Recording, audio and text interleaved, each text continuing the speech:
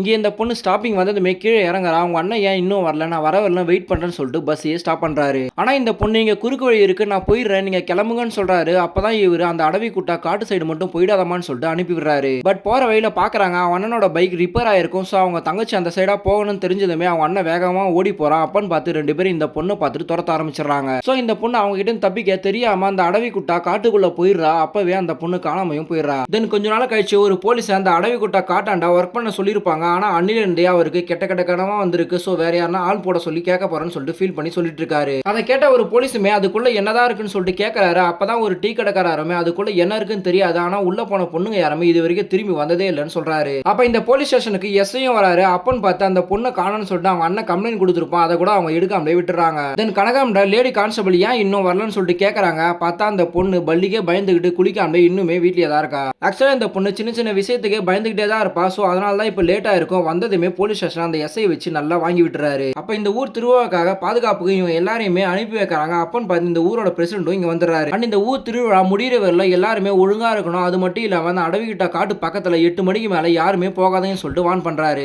But அன்னைக்குன்னு பார்த்து இந்த கான்ஸ்டபிள் பொண்ணோட ஃப்ரெண்டுக்கு பர்த்டேன்னு சொல்லிட்டு ஒரு இடத்துக்கு கூட்டிட்டு போறாங்க. அந்த பொண்ணுமே கல்லெடுத்து குடுக்குறா. சோ ரெண்டு பேருமே குடிச்சிட்டு போதையில வண்டி ஓட்டிட்டு போறாங்க. அப்ப 8 மணிக்கு மேல வெளியே வரக்கூடாது, நம்ம எங்க தான் போய்கிட்டு இருக்கோம்னு சொல்லிட்டு கேட்கறாங்க. இந்த பொண்ணு போய் எங்கன்னு தெரியல வாடின்னு சொல்லிட்டு போறா. பார்த்தா அந்த அடவி குட்டா காட்டுக்குள்ள தான் போறா. திடீர்னு ஒரு பண்ணி குறுக்குல வந்து ரெண்டு பேருமே அங்கேயே வந்து மாட்டிக்கிறாங்க.